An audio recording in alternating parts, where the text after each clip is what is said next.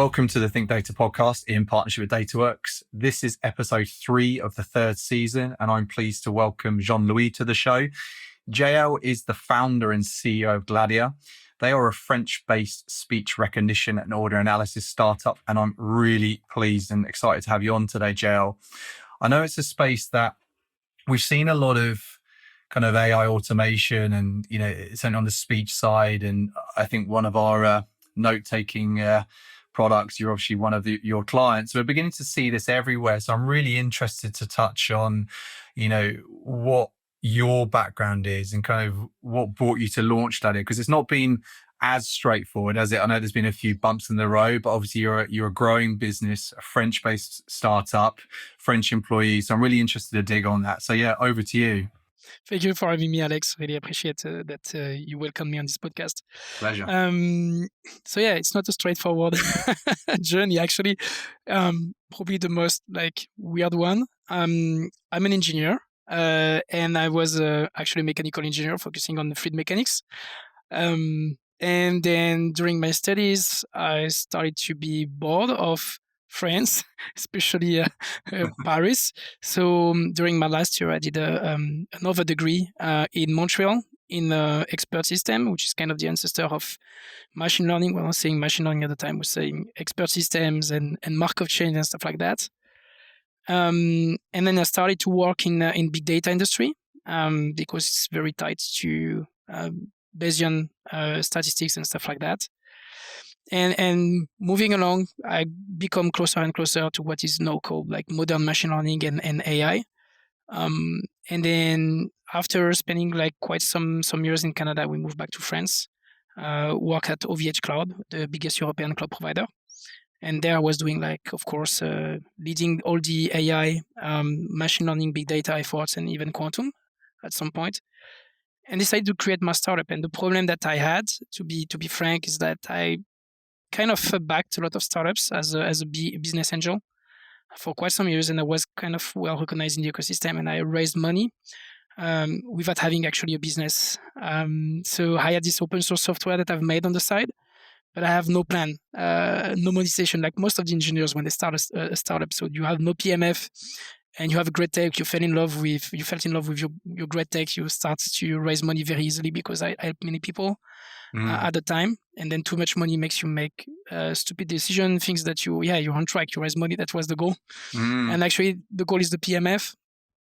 And having too much money can mislead you. So at the beginning, I was having this API that was doing 500 different tasks in AI, speech recognition, image recognition, etc. A bit of everything. And by doing everything, we saw that we were doing nothing and we would die from it, from the lack of focus. So we had to revamp our strategy, I would say, if we had a strategy at some point. But basically, we designed an octopus. And the octopus was hey, this is the tech we have in the center. And what are the business functions you have in a company? So you have CEO, all the CXO that we call them, like CTO, COO, CFO. I can go CSO, I can go on and on and on. And on each branch, we said, what is great tech that we have done is able to solve. And we started to put some use cases. And then we started to call everyone in our network that were a CXO or a VP of, head of. And we started to put some ticks nearby each of the use cases or adding new use cases every time. And this is where we landed at some point that everyone was having trouble in the customer service ecosystem with speech recognition because it was super slow. It was very bad quality and extremely expensive. And this is where we say, oh, great. Then we have a repeated pattern of a need, of a budget, of people willing to pay, willing to go further, but where there is no actual solution on the market. And this is where we started to be actually focusing. It took us 3 months to rebuild the product. So when I say rebuild, I'm putting quotes for the people that are listening, which is basically throwing away all your code base and starting back from scratch when you have a product. So we burned probably we burned 200, 300 by doing some crazy stupid things at the beginning. And it took us a few months to realize it was completely stupid. And then this is where we started to focus, and this is where the market started to arise because we were proposing a I would say, an API that nobody had on the market. Interesting. I'm looking forward to digging on that kind of the raising capital piece and the how that sometimes leads to poor decision making, because it's interesting. Your point is really valid. People think that's the end goal, don't they? Raising capital, having that kind of multiplier and the exit, but actually, it's refreshing you say that. A lot of people will probably not get this, but it actually could lead to huge problems, actually having too much capital and you say burning that money because the money's there and you can make decisions. But I'm interested to touch on Gladia, and you had the octopus, you're kind of looking at all these different solutions, you're looking at your customer base, you're looking at what solution ultimately would be bought and people would need. Talk to me about Gladia, and obviously we talk about speech recognition, audio analysis, but you've only got to go online. There's lots of companies who say they do it, but in terms of Gladia, how did you approach it, and what is the solution, and kind of what makes you guys stand out? So there are not that many solutions actually. There are many of people of companies that are wrapping up some other providers. Interesting. Okay. So without giving names, there are some people that are extremely well known in the space and they say they do, but in fact they are like partially do it. They do it usually in English, and then they use subcontractors for the other languages. There are people that are like apps and web apps, and they say they do like speech recognition, but they are actually wrappers of different providers. So there are very few people that have actually some foundation model or models behind the scene that are actually providing the service. Interesting.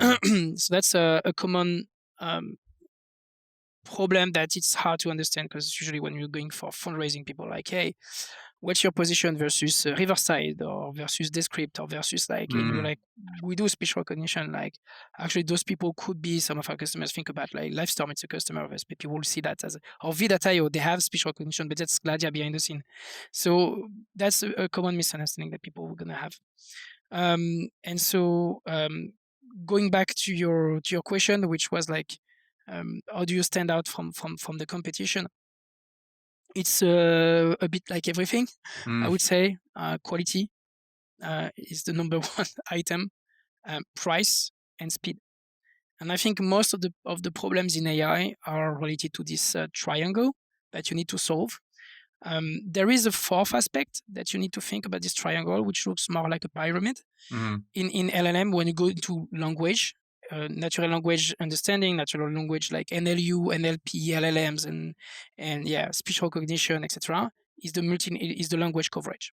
So basically, you have quality, speed, price, and language, and you can't have everything. It's not possible to have everything. So you're gonna have some players that are gonna be like speed, and then they're gonna have quality, but the price is gonna be like crazy high. And sometimes you're gonna have like speed, it doesn't matter, but the quality and the price are the two factors, are the quality and the multilingual, etc. So, and what you need to think about and how to position, and that's, you need to think about all the players and who's doing what in this like 4-dimension type of pyramid. And you have a market, and the market has two axes.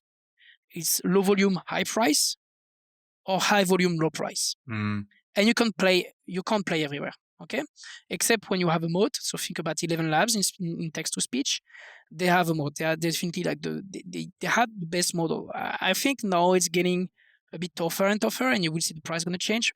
But when you have a moat like 11 Labs, you can define your price whatever the volume is, right? But it's not going to last long. People is going to try. It's going to be able to replicate, and the reason people is going to be able to replicate is because AI, especially in the synthetic AI, think about LLM and TTS, and the example of DeepSeek is a good example.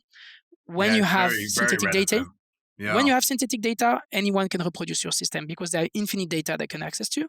So when you have infinite data, you have infinite data to train your model, you have infinite data to reproduce. So that's what happened to DeepSeek.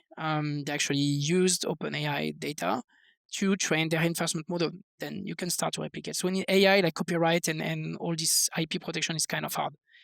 So but what I mean is like it all comes to two things: high volume, low price, low volume, high price. So if you think about speech recognition, are you going to address the media, subtitlings of movies, subtitlings of series, subtitling of the news, for instance? Or are you going to address like super high volume, but you need low price, like call centers? But you can price the same thing for something that has millions and millions of hours to something that is, let's say, the top. Think about BBC, for instance, or NBC, or whatever news that you're going to think about. The biggest media you're going to have, they're going to be capped. Maximum is 24 hours per day, 365 days per day, per year, sorry. You can't get over that, while a call center is infinite, right? So it all comes to those two things. And you're going to see like people like Together AI for LLM. They definitely choose high speed, high volume. They don't have the best models. And then you have OpenAI or Claude. They used to have the best model. Sometimes they have not the best speed, right? And the price is usually high. So you will have all those access. Interesting. I know you touched on it right at the beginning about that kind of that PMF piece, because it's a lot of companies, especially once they've raised, I think you go to your investor community, you raise capital based on, maybe it's your ARR, it's your product, but actually a lot of companies where they typically fall over is that kind of defining product market fit and actually understanding, are we needed, or how are we going to be needed, and how are we going to stand up? So what you touched right at the beginning on the intro, some of the steps you took to understand that PMF and actually some of the challenges you'd overcome. What kind of comes to light as one of the biggest challenges when you're actually looking at that, the kind of the tentacles of that kind of octopus, and thinking, how are we going to really define what we do here? Even now, I don't think we still have product market fit. We have good ARR, we have good multiples over the year. But I still don't think that we have a clear PMF, and it's going to take a bit of time. The most frustrating thing with PMF, it takes time, and you can't compress this time. There are ways that you can compress a little bit, and the magic for that is very simple. It's the same as the atomic bomb, right? It's exponential connections.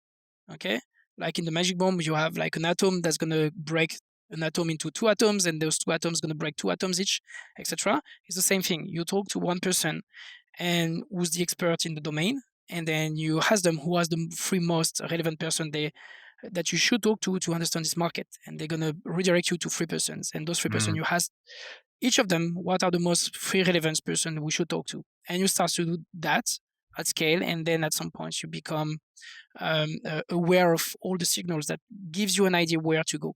But doesn't mean that you're done. I don't think you can, it's hard to raise on the PMF at seed stage. It's hard to raise on a product at this stage, because I think, like I said, I've backed around 50 companies over the last, I would say 8 years, 7-8 years.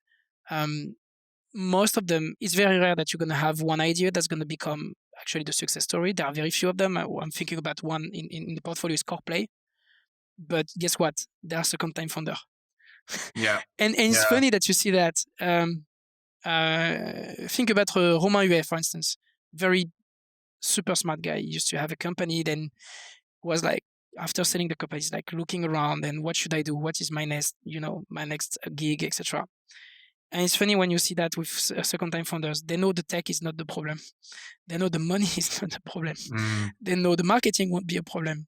They know hiring won't be the problem. They know the only problem is like to build something that people actually want and that people are attracted to, and people will buy. And that's why you see a lot of the time second-time founders that are thinking and say, why don't you launch something? Because they're not crazy anymore. They know they don't need money or capital to make the company successful. They need to have the good idea on the right market with the right people, etc. And you see them like being kind of frozen, and you have something crazy with first-time founder that they don't know anything, and nothing is impossible. Like kids, I will go to the moon. Yes, we'll be an astronaut, of course. And this, like, the likelihood is one over like 10 billion. I'm exaggerating, but that's kind of it. And then you look at second-time founders, and they know they live the life, and then they're reborn, and they know like this is not doable, and at the end like kind of do kind of nothing, and they are kind of frozen. It's so like the power of hindsight, isn't it? They've been down that path before. They kind of they sense that this isn't right. And you're interested in the amount of kind of founders that are 2-3 time failed founders. Well, not failed necessarily, but their product doesn't necessarily end up where it wanted to. But actually, the third time, that's when it goes. So again, PMF is the hardest thing, and you can't decide. No. And it's the worst thing about that is, it's not about you being smart or anything. It's about luck.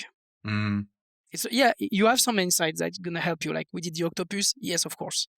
Like you're reducing the probability of failing by a very high portion. That's for sure. But the thing is like being aware of your biases and remove the biases all the time. Trying to remove, like I said, the first thing we did is like throwing away all the code, which is hard. It took me a year or so. The first thing we did, archive the GitHub repository. Yep. And it took me a year to click on delete button, actually. Oh, wow. They're painful. It was painful. But what I mean is like, yeah, you can reduce the probabilities, etc. But at some point, there is something about the market. And we were lucky because when we launched this thing, it was in February 2022, I guess, or 2023, sorry, 2023. So 2 years ago. And then what happened 2 years ago? A year and a half ago, in September 2023, something happened. It was ChatGPT. And so changed everything. Changed everything because you used to have your transcriptions, which was like mainly business oriented, and you need to do quality control and stuff like that. But then you started to have a wide adoptions. I can put my YouTube there. I can get the transcription. I can make a resume. I can chat with the transcription. And it changed all the paradigms of people how they were behaving with voice. And voice became one of the most interactive way to communicate with computers, and that's what we are seeing now. And actually, one of my VC, and I won't name him. I said him. You have a hint, but I have a lot of mail in the VC space. He told me a year and a half ago, voice business is a whole business is for all the elderly people. And yeah, but I mean, he was right at the time. I think it's been there since like the 1950s or something like that, 1960s. But now what you see is like it's become probably one of the most hype things in the last like 2 or 3 years. Yeah, so I can definitely relate. And nobody could have been anticipating that, right? No. So we were lucky. Absolutely. And you know, on scale, we're from a small recruitment company, but obviously on our first call, you actually recognized the note taker that we were using. And on your point about the languages, it's because we got a French business and a US business. And a lot of the ones we tried, I think 5 or 10, none of them could dictate the French language as well as the US.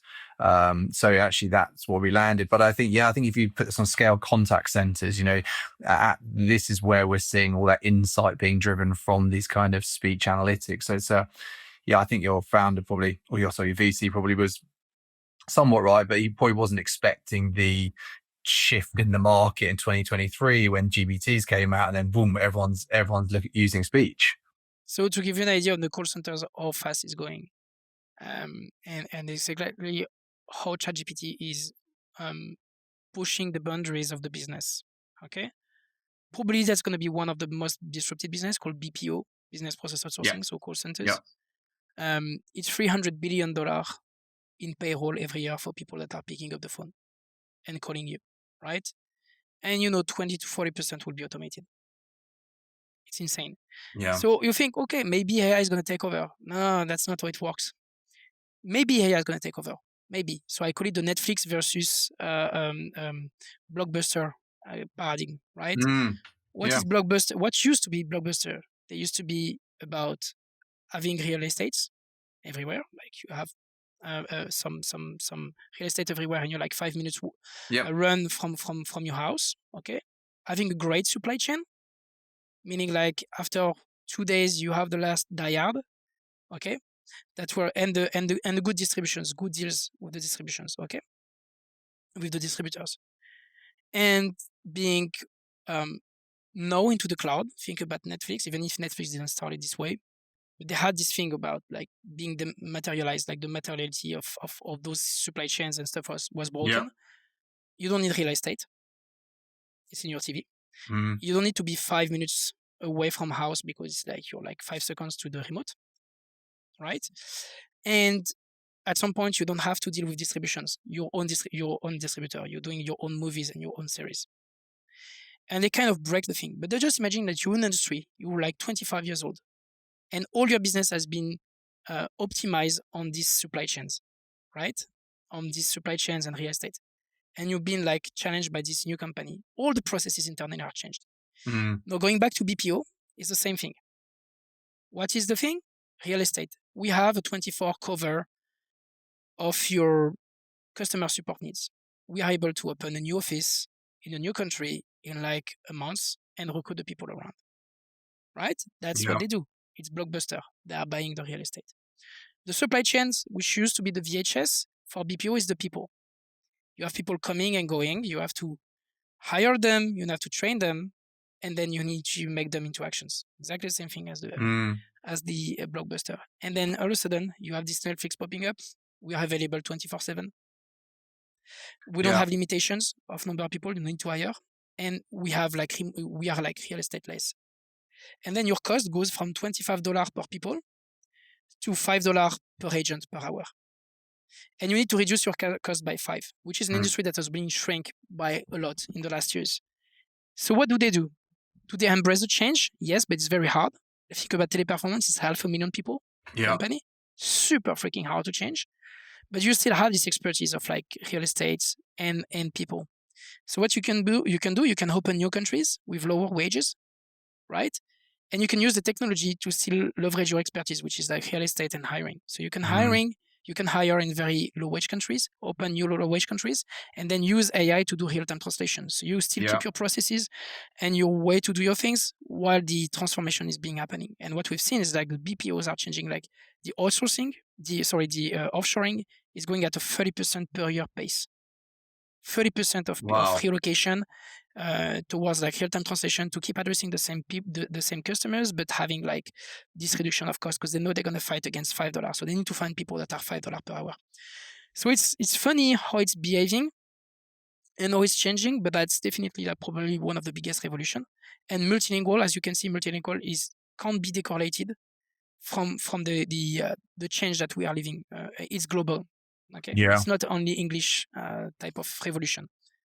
Yeah, I think you're right, the nail on the head there in terms of these companies are global, and obviously if their customer bases, they could be speaking to anyone globally at any one time, and actually having just a contact center that is just speaking English or just speaking French or Spanish, then imagine if you can have them all delivering the same service and across every country. I think it's really powerful. And I'm really, you said something right at the beginning about, which I referenced as well, about the limitations, some of the risks when you raise capital.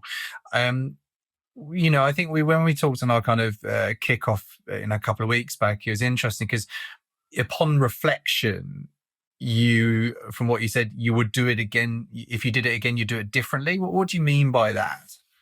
I mean, I was younger, not that young. I was already having 3 kids, so I think you're not young when you have 3 kids. You're telling me. You're older than what you think in general when you have 3 kids. But what I mean is like, I think you innovate better under constraint, especially under financial constraint, because you spend less time thinking about things that are useless and more time about what needs to be solved, and you have this sentiment of urgency. So if I were to do it again, I did a price round, which was like stupid. I actually listened to many people and I took money from different institutions. Having too much money made me like spend time on stupid things. If I were to do it again, I would take only business angels. Interesting. I would go to YC as the other thing, especially that I'm French. I think there is no, so far, I don't know YC how it is now, but I know what it used to be in the past, and I think there is. It's hard to have a better school than YC. Looking at all the content, and I know it's expensive. I think it's like 7% for 150 or something like that.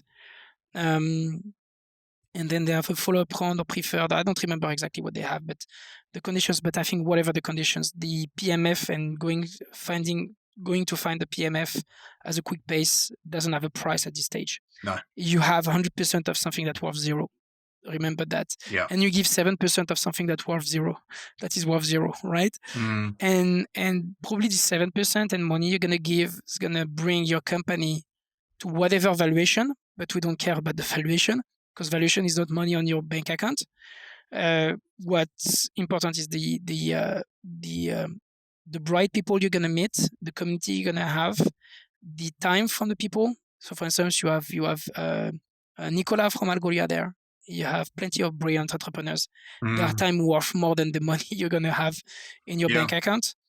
And so what I mean by that, I think it's the best school and you're giving higher chance of success. And so I would take probably this money from YC.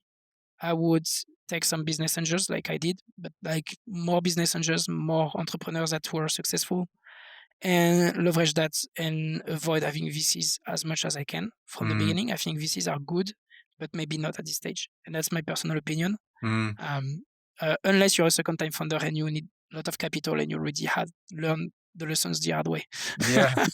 No, I think to anyone listening, I think it's a really good point, because I think as I said at the beginning, it's a lot of founders, or certainly companies we see and support, they're very public around the capital that they're raising and the valuations and the multipliers. But actually, there's been a lot of stories in the US alone where some of these companies have raised huge Series B, C, D rounds, and they've gone bust. They've just, and actually that, on your point. So just to dig on that, you feel that as a developer at heart and a programmer, you're more focused on delivering quality solution with real blinkers on when you haven't got the capital around you. Is that but obviously gives you kind of, does it just hone your attention almost? You're not getting distracted.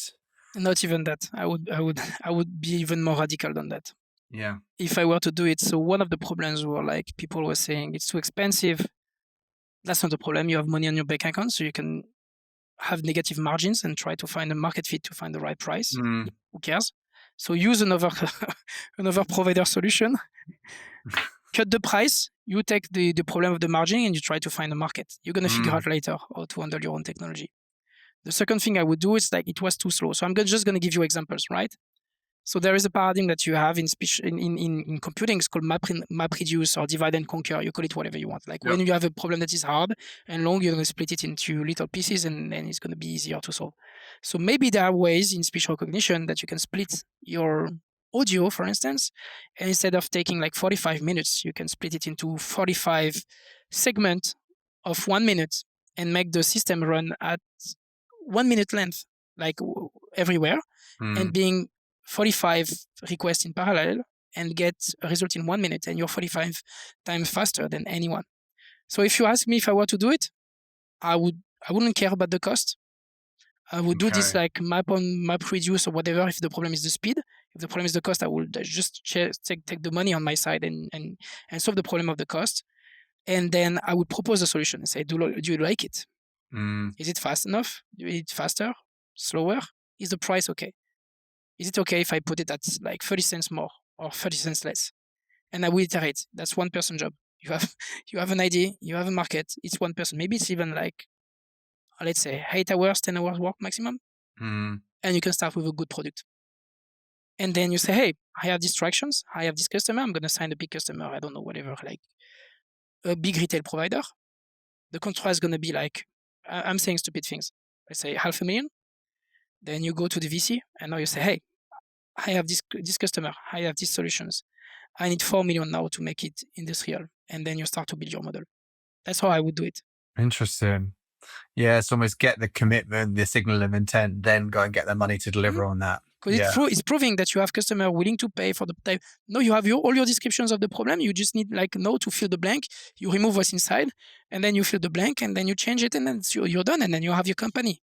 It was super efficient, super capital efficient, and the time to PMF is like super, super, super fast. So if you ask me what I would do, that's what I would do. Yeah, no, I like it. I'm looking forward to people's comments on that, because I think it's a really refreshing view on it. And look, Gladia are growing. They're a business. I think we touched on this. You're actually looking a big focus on international expansion in terms of your product reach and also yourself as well. Talk to me about building a company in terms of headcount. And what I mean by that is, I think you said something, finding the people's fine, this is all okay. But actually, with you traveling, with your business being mainly remote, yes, it's a French business, but how do you keep a handle on that culture? And how do you keep a handle on making sure everyone is really focused on delivering what you need them to be when you can't necessarily be watching them all the time and managing them? Talk to me about that, because I think that's where a lot of founders struggle, is actually just relinquishing that control, because it's your baby, it's your business. Talk to me about that. So I think that's probably one of the hardest things for founders, is to give the control. On my hands, we say in French, but I think we say the same thing in English, like fish get rotten by the head. Something like that. Yeah, that's exactly that. So you're the head. So if it's rotten, you are the problem. So what I think is like you need to find great leaders or great future leaders. And when you hire, you always especially at the beginning, you always have to think about, if I'm hiring this person, is this person going to be a good manager in the future? Okay. If it's not the case, then you need to find the next person that's going to be a good manager in the future that you have full trust in.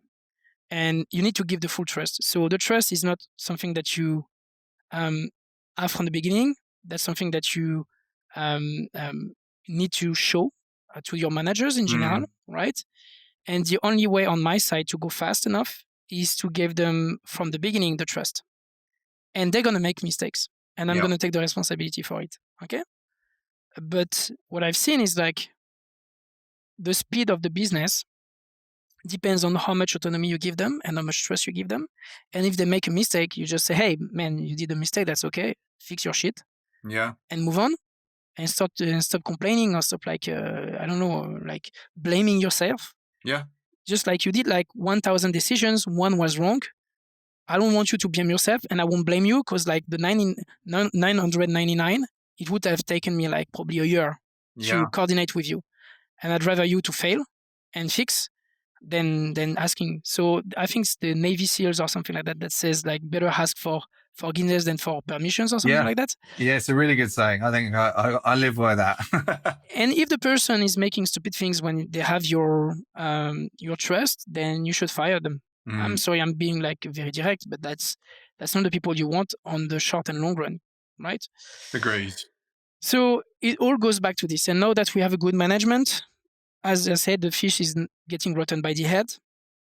I made sure I'm not the one being rotten by having people that are smarter than me on the lower level, and what they are doing, they're trying people that are smarter than them at the lower level, etc., etc. And the image I take from that, and you say, hey, what's your role now? I was actually discussing that because I'm going to move to the US in September, and that's actually one discussion I was having with my my ExCom executive committee was sometimes you have some decisions that you as a founder know are good, but the rest of the team can't feel.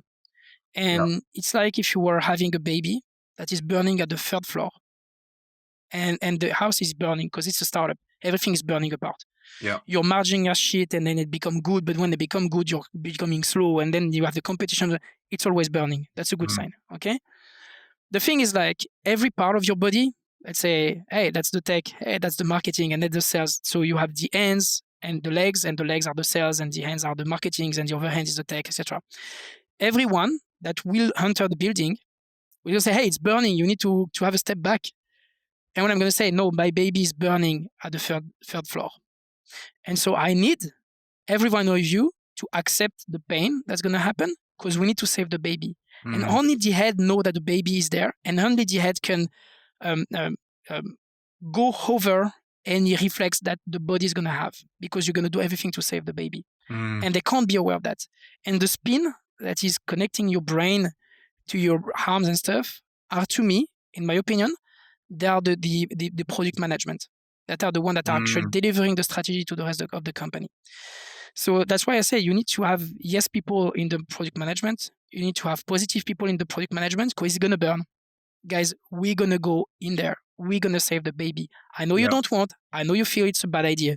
But I'm telling you, yes, we won't burn. But on the long run, the baby is going to die. Yeah. So do it. I'm there to support you. Be positive. It's going to go well. It's going to go well. And all the time you're in the fire, it's going to go well. And your brain is saying that, but the spin is pushing your body to go further and further because otherwise it would have a step back and I would have saved the baby. That's how I see it. So you need, and you're not telling, your brain is not telling your arms to say, hey, move right, move left. And it's not telling your foot to say, hey, you have to put like this part of the body, of the foot there and there. You don't think about all movement you're going to make, right? The spin takes control of this execution, right? But your brain is pushing harder. And that's you can call it culture, you can call it like leadership or whatever, but that's actually how I see the company running. I like that. Yeah, it's the first time I see that analogy, but you know, the house is burning thing is something a lot of founders probably feel, but they very rarely kind of admit to. And I think, this conversation has been so kind of refreshing and so honest. And I think people paint a very kind of rosy view of a founder. And I think 𝐬𝐮𝐬𝐽 has given a real honest insight, and in a really fast-paced AI-centric startup, which people listening to this, should go and check out Gladia. We will obviously tag you into when the show episodes when they go live. We've obviously been following you guys for a while, but no, thanks so much for coming on. It's been really kind of open and honest and frank, which I think's which is needed. So thanks so much. It's been a lot of fun. Thank you so much for having me. It was a fun conversation too. Cheers, Being direct as always. No, I love it. That's the way we like it. I appreciate it. Thanks so much. Thank you so much, Alex. Take care. Take care.